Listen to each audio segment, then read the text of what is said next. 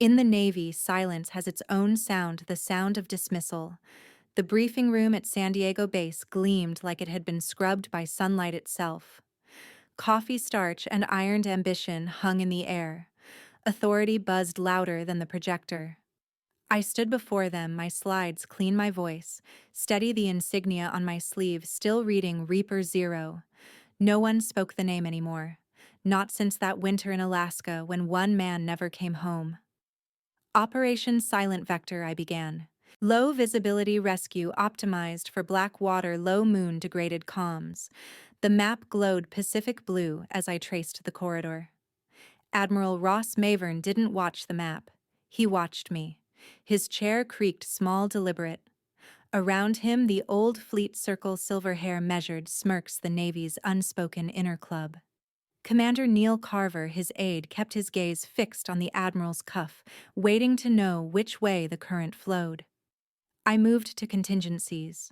We can cut exposure by 12 minutes if the Hilo Ross raised a hand. The projector froze. Cute, he said. Reaper Zero. Right. What kind of woman names herself after death? Laughter rippled, polite, poisonous. I stood still. Only the clock answered, ticking through humiliation 1 second at a time. Proceed, Major Carver murmured without looking up. I did. Voice, even pulse not. I finished the plan as if oxygen were defiance. When I closed with the slide marked recover, Ross's tone was smooth again. Thank you, he said. A dismissal wrapped in courtesy. Chairs scraped. The circle rose as one body. Carver approached, taking the report from my hands without a glance. My plan slid into his folder as though it had always belonged there. The Admiral's medals caught the light, the same ribbon his brother Daniel had worn. The same brother who hadn't survived that Alaskan storm. The ribbon flashed once sharp as memory. Major Ross said, turning away. Have Ops remove that nickname from future materials. We're not a brand agency. The air thickened. I heard myself breathe once steady and deliberate. Sir Reaper Zero wasn't my choice. It was your brother's call sign for me before he died. For a heartbeat, no one moved. Even the projector seemed to hold its breath. Ross looked at me as though he'd found frost behind glass. Then maybe some ghosts should stay buried. He left first. The others followed, quiet shoes, quick exits. I stayed until the room was empty, collecting one stray sheet from the podium. My hands were steady now. Outside the corridor, air was cold, metallic, faintly sweet. Through the tinted glass, the bay shimmered in strips of light. The Admiral's reflection passed behind mine, solid, certain. Mine blurred in the fogged surface, fading like exhaust in winter air. They didn't discharge me. They made me disappear. The laughter from that briefing still echoed days later, faint but sharp. Reaper Zero was gone from every system, scrubbed clean, like I had never flown at all. When I logged into the Ops database, the cursor blinked at me, patient and empty. Then the envelope appeared. No seal, no name. Inside, one photocopied commendation form. Commander Neil Carver cited for strategic innovation on Operation Silent Vector. My plan, his signature. 2 approvals already stamped below. The toner was still warm. I logged inconsistencies until the room emptied.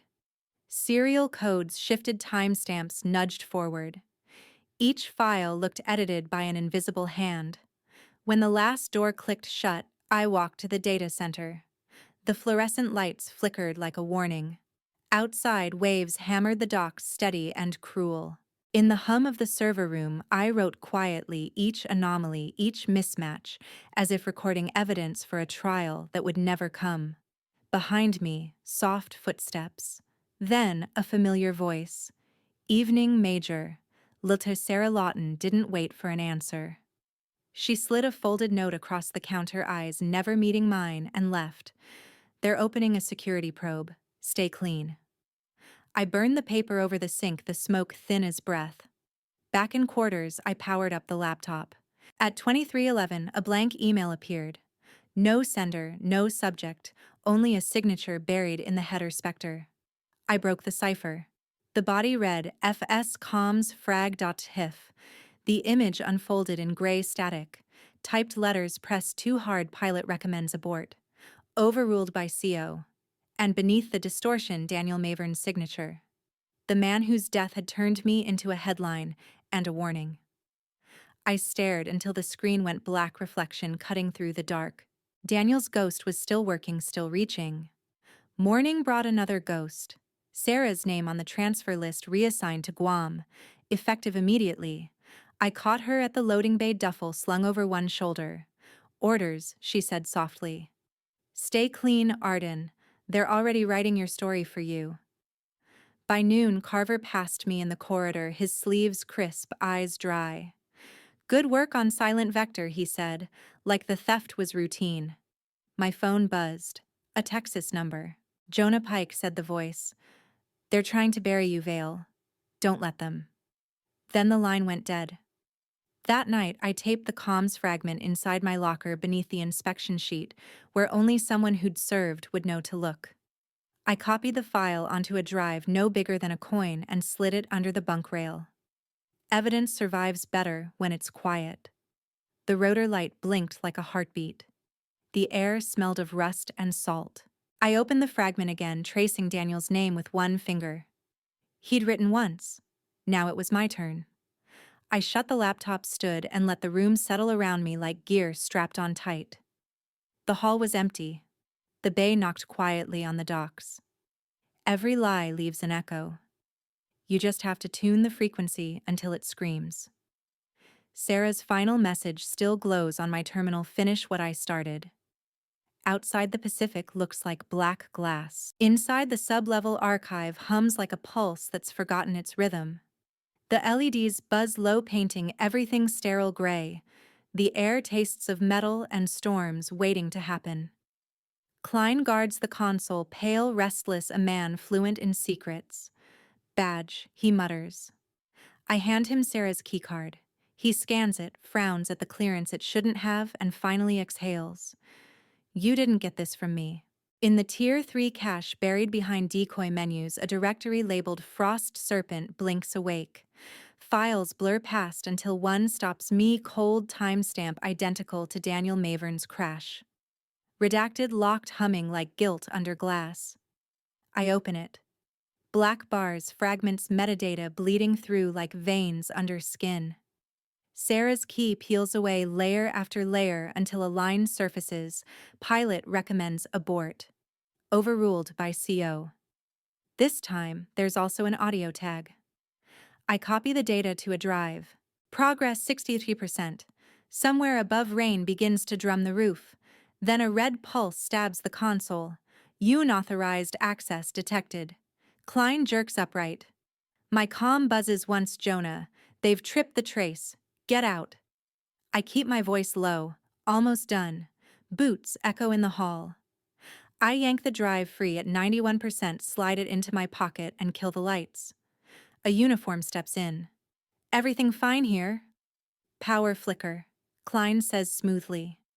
Rain hits the lines. The man grunts and moves on. Klein doesn't look at me, but his fingers twitch toward the exit code. Gratitude can wait. I take the stairs. 2 flights. Breath-sharp pulse counting seconds. Jonah's voice returns, east gates clear. Rain meets me at the door, cold cleansing. The base glows sodium orange through the downpour. I sprint across puddles cut behind the hangar and slide into my car, soaked to the bone. For a moment, I sit still. Then I plug the drive into the dash reader. Audio. Wind howling. Instruments screaming. Daniel's voice strained but alive. Mission abort requested. CO overruled. Tell my brother static devours the rest. My hands tremble, not from cold. Every syllable burns. He had asked for mercy, and Ross Mavern, the brother who mocked my name, had denied it. The storm outside feels smaller than the one building in my chest. I rewind.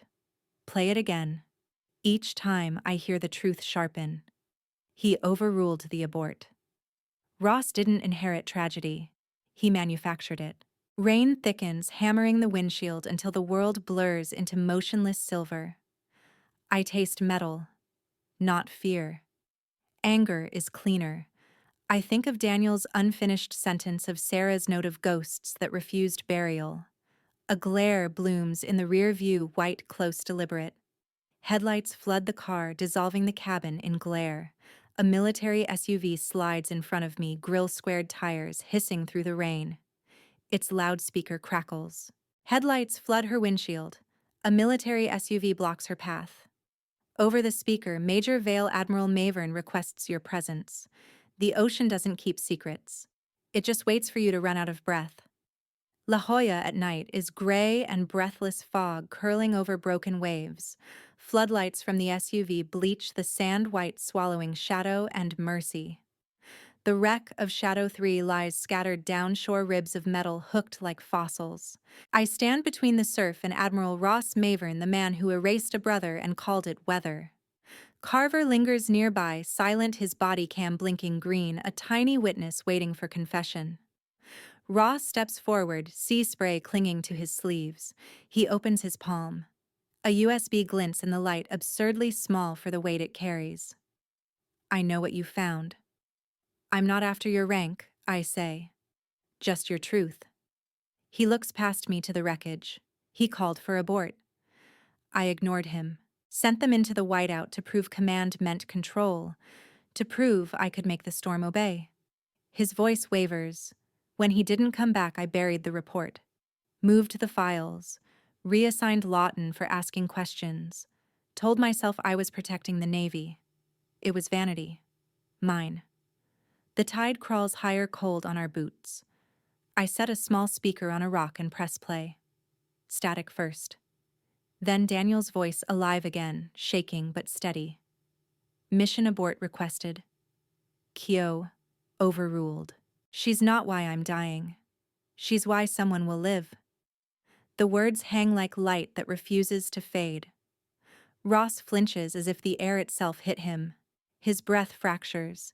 He sinks to his knees, hands sinking into the surf as foam coils around his wrists. All these years, he whispers. I thought I was protecting him. No, sir, I say quietly. You were protecting yourself. For a long moment, there's only the hiss of waves. Carver doesn't move. The body cam hums softly, recording everything. Ross's voice breaks again. I told myself the storm killed him, that I had better data than doubt. When the truth cracked, I covered it with rank. I trained it to heal. I pocket the drive, then untrain it. Say it out loud.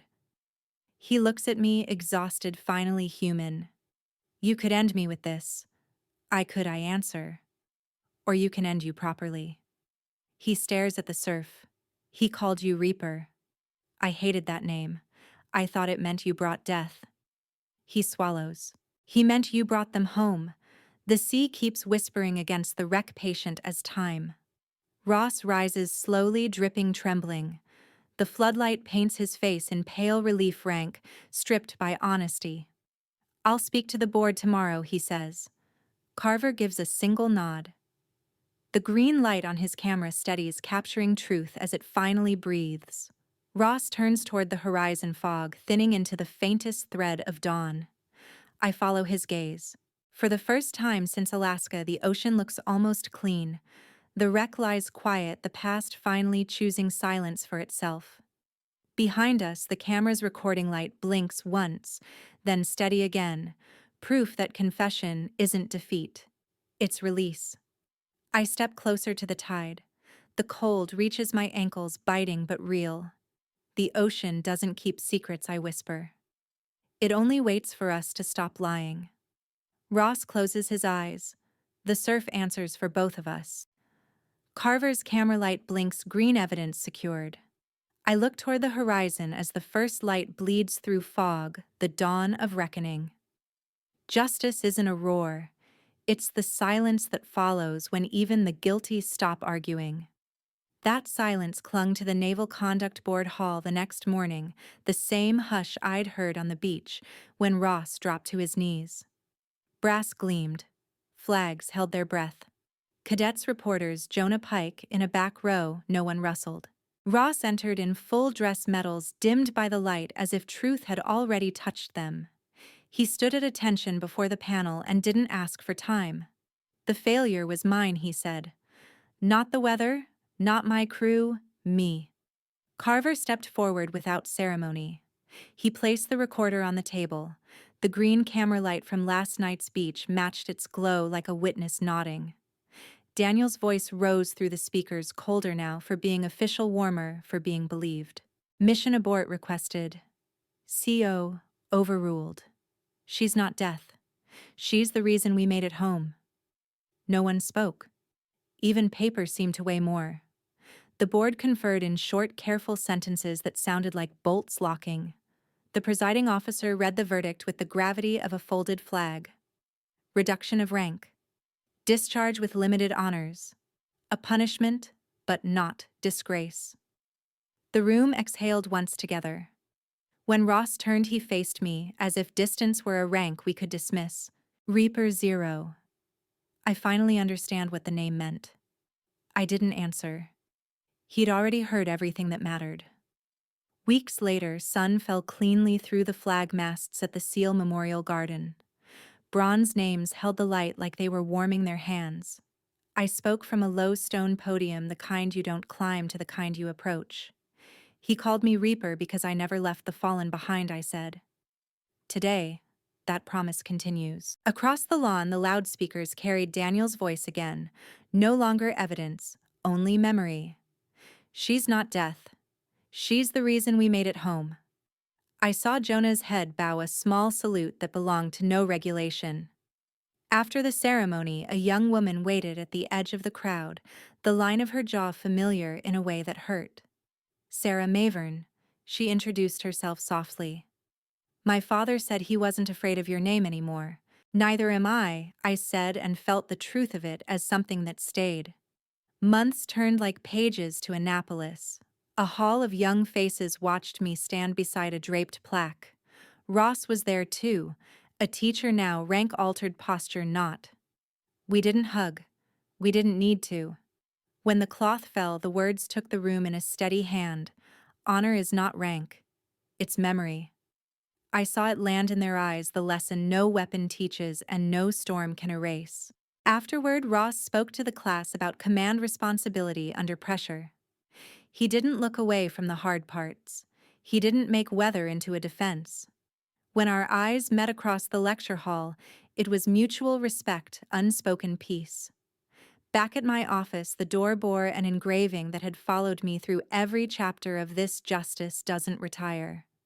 Cadets photographed it like a superstition worth keeping. I let them. Some truths work best as talismans. Later in the museum hangar, a crowd stood beneath the restored Shadow 3. The rotors were fixed in a quiet arc, the cabin polished to a ghost of its old shine.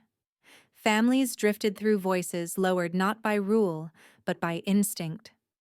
I walked alone beneath the fuselage that had once carried Daniel's last words across a night that refused to take them. A boy tugged his father's sleeve and pointed up. Who was Reaper Zero? His father's answer traveled the few feet between us without needing to be louder. The one who made an admiral listen. Somewhere, a guide began explaining the rescue rope's wear pattern, the way metal remembers stress, the way bodies remember mercy. I didn't linger. That kind of remembering belongs to strangers, now the good kind. As I walked past, sunlight glints off the hull, and for the first time the silence feels like home. I've learned that justice rarely arrives with applause. It shows up quietly after the shouting stops. If my story moved you, I ask for your voice. Tell me what you saw in my fight, what you might have done differently or the same. Comment, question, challenge me, because silence protects the wrong people too often. And take this with you: when truth feels small or costly, speak it anyway. The world will try to bury those who stand alone, but roots only grow in dark soil. Don't fear the quiet after courage, that's where peace begins.